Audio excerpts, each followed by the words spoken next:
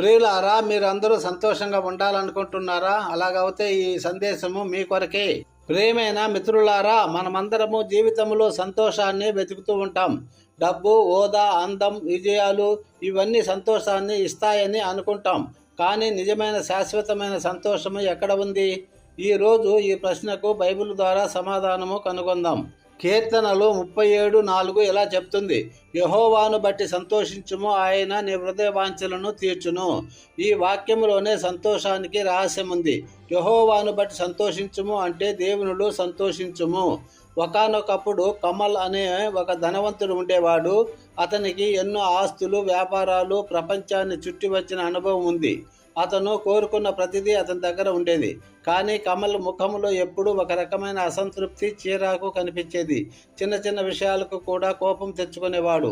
అతని నిండు ఐశ్వర్యం అతనికి నిజమైన సంతోషాన్ని ఇవ్వలేకపోయింది. అదే ఊరిలో ప్రకాష్ అనే పేదవాడు ఉండేవాడు. అతను రోజువారీ కూలీ పని చేసుకుంటూ జీవించేవాడు. అతని దగ్గర పెద్దగా ఆస్తులు లేవు, కానీ అతని ముఖంలో ఎప్పుడూ ఒక చిరునవ్వు, ప్రశాంతత ఉండేది. ప్రతి ఉదయము అతను దేవుని కృతజ్ఞతలు చెబుతూ తన పనికి వెళ్ళేవాడు. ఉన్నదానితో తృప్తిగా ఉండేవాడు. ఇతరులకు తనకున్న కొద్దిపాటి సహాయాన్ని అందించడానికి ఎప్పుడూ వెనుకాడేవాడు కాడు. ఒకరోజు కమల్ ప్రకాష్ని చూసి ఆశ్చర్యపోయాడు. ప్రకాష్, నీ దగ్గర ఏమీ లేదు కదా, కానీ నువ్వు ఎందుకు ఎప్పుడూ సంతోషంగా ఉంటున్నావు అని అడిగాడు. ప్రకాష్ చిరునవ్వుతూ, అయ్యా, సంతోషము బయటి వస్తువుల్లో కాదు, మన హృదయంలో ఉంటుంది. నాకు దేవుని ప్రేమ ఉంది.